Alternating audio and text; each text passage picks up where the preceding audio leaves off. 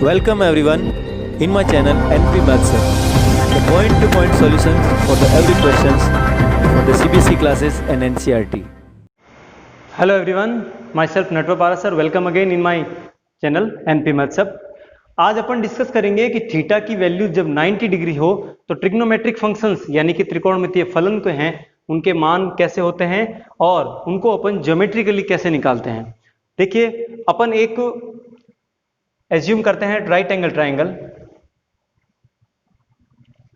जिसका नाम अपन दे देते हैं ABC और B पर उसका राइट एंगल यानी कि 90 डिग्री 90 डिग्री का है। तो ये 90 डिग्री के सामने ये क्या हो गया, समकोण, जिसको हम हाइपोटेनियस से डिनोट करेंगे। ये उसका हो जाएगा आधार जिसको हम बेस कहेंगे और ये हो जाएगा इसका लंब या इसको मैं P मतलब परपेंडिकुलर से डिनोट करूंगा।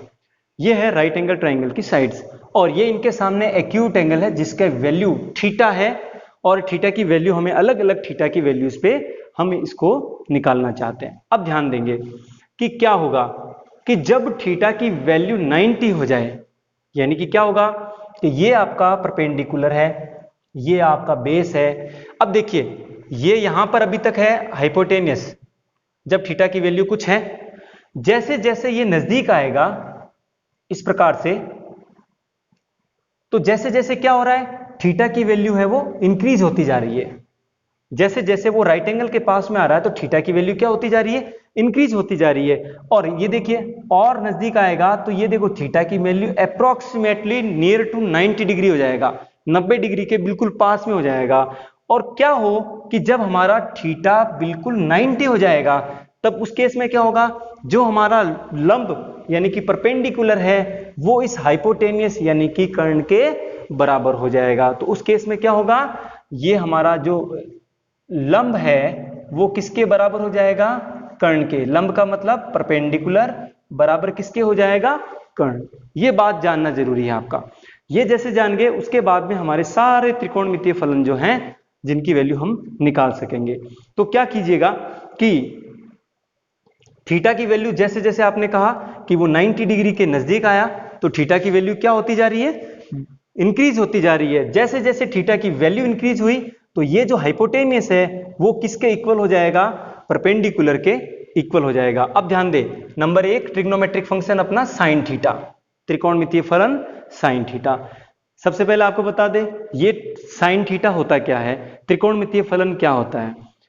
साइन थीटा जो है थीटा के अकॉर्डिंग एक राइट एंगल ट्राइंगल यानी कि समकोण त्रिभुज की भुजाओं का अनुपात होता है, भुजाओं का अनुपात। अब भुजाएं कौन कौन सी, हाइपोटेनियस और बेस हो सकता है, बेस और हाइपोटेनियस हो सकता है, परपेंडिकुलर अपॉन हाइपोटेनियस हो सकता है।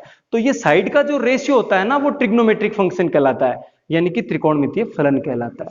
अब वो ध्यान रहे किसके अकॉर्डिंग होता है, थीटा के अकॉर्डिंग। तो हमारा साइन थीटा क्या होता है, वो होता है परपेंडिकुलर अपॉन हाइपोटेनियस यानी कि लंब बटा कर्ण।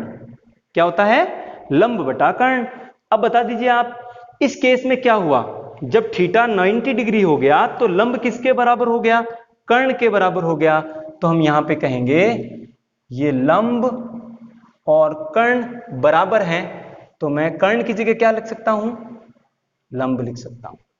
क्यों, क्योंकि लंब और कर्ण कैसे हैं, बराबर हैं, इसलिए ये दोनों कैंसिल हो जाएंगे और इसकी वैल्यू क्या हो जाएगी, 1 हो जाएगी। ठीक है, यहां तक समझ में आया होगा। Number 2 cosec theta.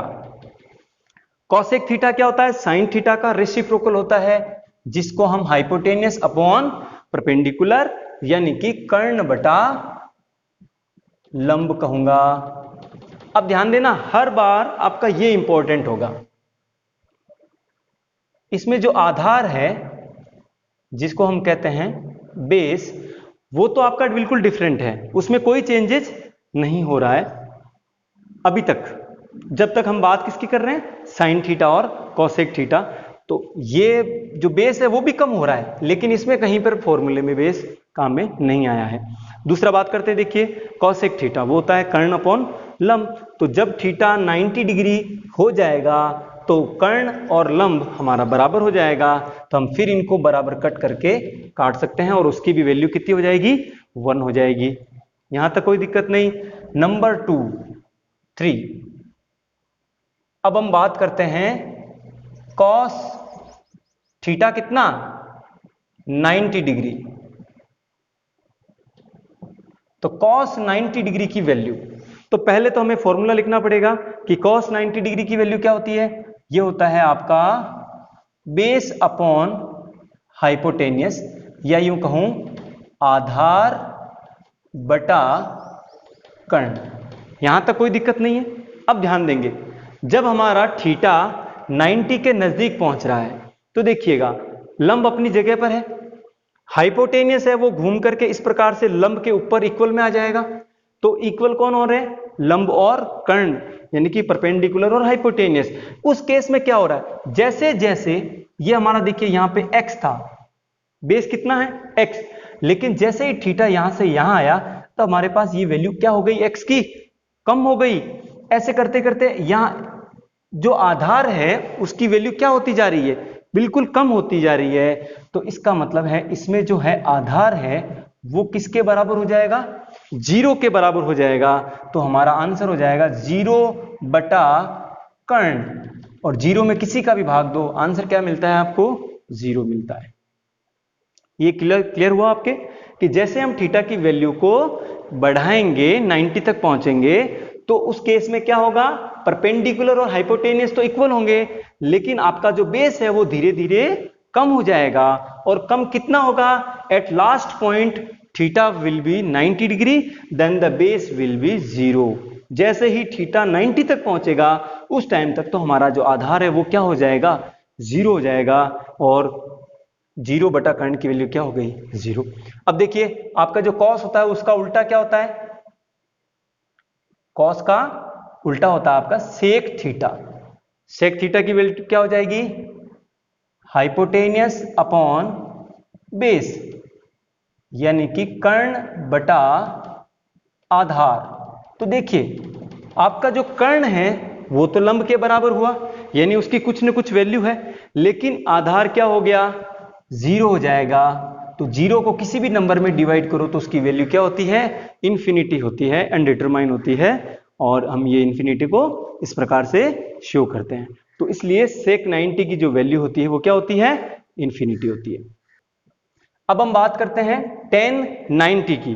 तो देखिए tan 90 डिग्री फॉर्मूला क्या हो जाएगा tan थीटा का, ये हो जाएगा आपका परपेंडिकुलर अपॉन बेस, यानी लंब बटा आधार। तो जब थीटा धीरे धीरे 90 तक पहुंचेगा आधार क्या रहेगा, 0 रहेगा। तो आधार जब 0 रहेगा यानी कि परपेंडिकुलर में आपने 0 का डिवाइड किया तो क्या मिलेगा आपको, इन्फिनिटी मिल जाएगा आपको। इसलिए tan 90 की जो वैल्यू होती है वो क्या होती है, इन्फिनिटी। और इसके साथ cot 90 फॉर्मूला यही है आपका, tan का उल्टा, reciprocal base upon perpendicular. Base क्या है आपका, 0। tan जब 90 की तरफ आता है तब बेस तो 0 हो जाता है, तो बेस हो जाएगा 0 अपॉन परपेंडिकुलर, यानी कि लंब का कुछ ना कुछ मान रहेगा, लेकिन 0 में हम किसी का भी डिवाइड करें तो आंसर क्या आएगा, 0 आ जाएगा। ये आपके 6 ट्रिग्नोमेट्रिक फंक्शन जिनकी वैल्यू थीटा इक्वल्स टू 90 पर। Thank you so much for the watching this video. Next video के लिए बेल आइकन के दबाएं और सब्सक्राइब जरूर करें। अच्छा लगे तो शेयर कीजिएगा। Thank you.